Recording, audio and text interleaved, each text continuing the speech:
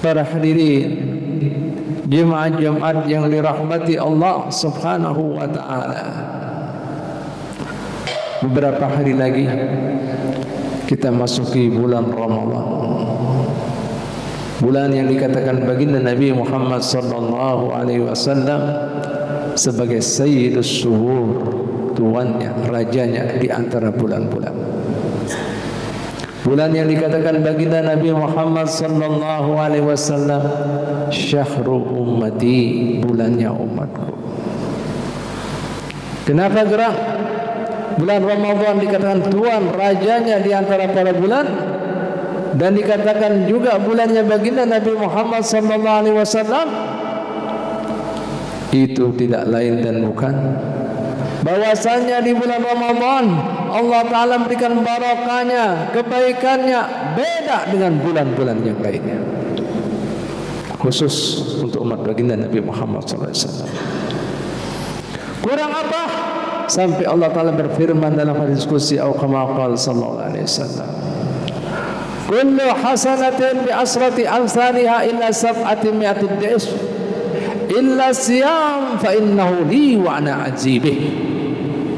Yang artinya dan maksudnya, semua amal kebajikan yang dilakukan manusia anak cucu Adam selain puasa, satu kebaikan aku kali lipatkan 10 kali lipat hingga 700 kali lipat, kecuali urusan ibadah puasa. Puasa itu khusus untuk aku sendiri yang berikan balasannya. Artinya apa? Tidak ada kali lipatnya. Bahkan para malaikat tidak tahu jumlah apa yang diberikan pahala ganjaran ketika kita melakukan ibadah puasa. Kurang apa lagi? Sampai baginda Nabi mengatakan apa? Shamtu sha'imin tasbihun wa naumu ibadatun. Diamnya orang berpuasa dinilai bertasbih, gorengnya dianggap ibadah. Jangan salah tafsir, jangan pas puasa gorengan aja. Artinya kita kemudian banyak melakukan aktivitas ibadah sampai terdiam, dianggap zikir, sampai terkantuk-kantuk tergoreng, tetap dianggap ibadah. Subhanallah. Alhasil tidak bisa dibayangkan bulan Ramadan. Bahkan targetnya ada pengampunan rahmat, bahkan pembebasan api neraka bagi mereka yang harusnya masuk neraka. Itu adanya di bulan Ramadan aja. Nah inilah yang dikatakan rajanya, dan dikatakan bulannya baginda umat Nabi Muhammad sallallahu alaihi wasallam. Lantas bagaimana hadirin sekalian rahmat Ta'ala untuk mendapatkan itu semua pahala yang dijanjikan Allah Ta'ala dan Rasulnya Muhammad sallallahu alaihi wasallam? Diingat, dicatat, as-shaum atau siyam dalam bahasa Arab itu artinya menahan diri. Menahan diri daripada apa? Tidak lain dan bukan hawa nafsu. Karena nafsu itu apa tabiatnya? Inna nafsa la amartum bisu'i. Karena nafsu itu ajakannya, bisikannya, rayuannya selalu pada hal yang buruk, yang jahat, yang dosa, yang maksiat, yang zalim. Makanya Nabi Muhammad SAW mengatakan apa? Ada aduika nafsuka allati baina jambik. Musuh sejati buat kalian adalah nafsu yang bersarang di dada kalian. Setan diangkat, harapannya apa? Setan diikat supaya biar nyaman, konsentrasi, bisa menembak hawa nafsu kita segera taat. Supaya apa? Makanya dikatakan apa natijanya orang kemudian puasa? Bisa menjadi manusia-manusia yang bertakwa. Kenapa manusia tidak bisa menjadi manusia yang bertakwa? Tidak lain dan bukan sebabnya hawa nafsunya. Bukankah takwa menggawai perintah Allah, meninggalkan larangan Allah? Wah ya, ini kebalik manusia. Perintahnya kada digawi, yang larangannya digawainya. Jujur apa kada? Itu faktanya. Manusia tidak bisa menjadi manusia yang fitri, yang baik, yang suci. Kenapa? Hawa nafsunya. Tidak lain dan bukannya. Ini tadi. Oleh karena itu diingat, dicatat, puasa itu intinya, utamanya, pertama, maksud hakikatnya adalah mengendalikan hawa nafsu. Oleh karenanya apabila ada manusia yang berpuasa masih menggawe perbuatan-perbuatan yang diharamkan, yang berupa maksiat, maka pahala puasa, hikmah puasa, inya kada mendapatkannya. Nah, ini puasa masih ada menggawe hal-hal yang sumbernya hawa nafsu, pandangan masih yang lisannya masih berdusta, suka ngerasani hibah, suka fitnah, masih mengambil haknya orangnya. Paham? Ini kan semua dilarang, maksiat, haram. Jika digawe gugur pahala puasa, alias sama tidak dapat semua kebaikan keberkahan bulan Ramadan. Nih, apabila nafsu yang kemudian mubah, ini mubah, boleh-boleh aja.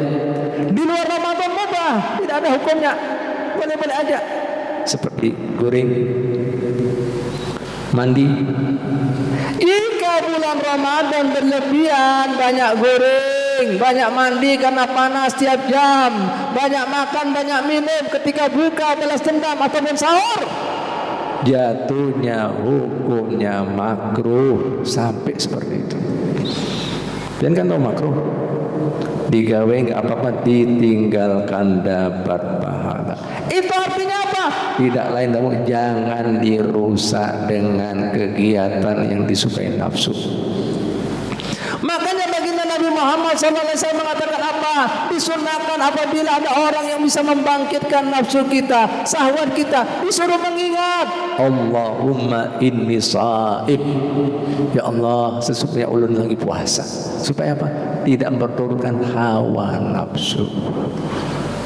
Jika kemudian orang yang di depan kita yang mengajak sesuatu yang bisa membuat kita, safar kita, nafsu kita bangkit, diingatkan. Jika kemudian tidak paham, cukup diri kita, jangan sampai dirusak. Sampai seperti itu. Nah, oleh karena itu bagi mereka yang tidak paham maksud tujuan puasa, baginda Nabi Muhammad SAW mengatakan apa? Kam min sha'imin laisa lahu min siyami illa al-ju' wal atas. Banyak banget, berapa banyak banget orang puasa, tapi memberi baras, tidak dapat apa-apa dari ibadah puasanya kecuali lapar dan dahaga. Dalam kemudian wasiat yang lain Nabi Muhammad SAW mengatakan apa? Man lam yada qawla zura wala amala bih falaysa lillahi haja fi an yada ta'ama wa syarba. Siapa yang puasa?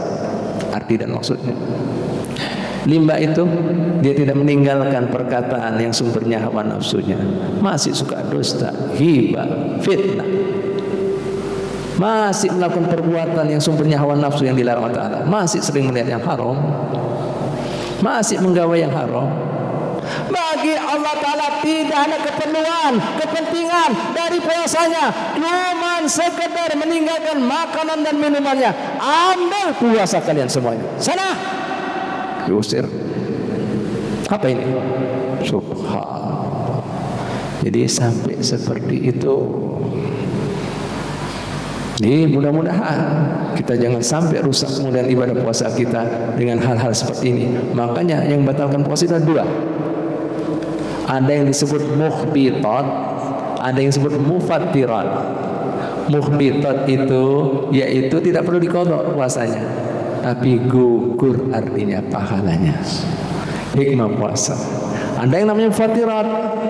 Jika digawai batal puasanya, wajib diqadha karena tidak puasa, menggawe pantangan yang dilarang puasa, makan, minum, hubungan suami istri dan seterusnya. Ini namanya mufattirat. Nah, sedangkan tidak menggawe hal yang batalkan puasa, tapi memperturutkan hawa nafsu yang dilarang tadi, maka gugur pahala dan hikmah puasa. Apa bahasa Arabnya nih? Muhbitat. Dari bahasa Arab ahbata, yuhbitu, muhbitat. Gugur, habis, tidak dapat apa-apa. Nah, karena itu para ulama kita mensikapi orang yang berpuasa ada 3 kelompok.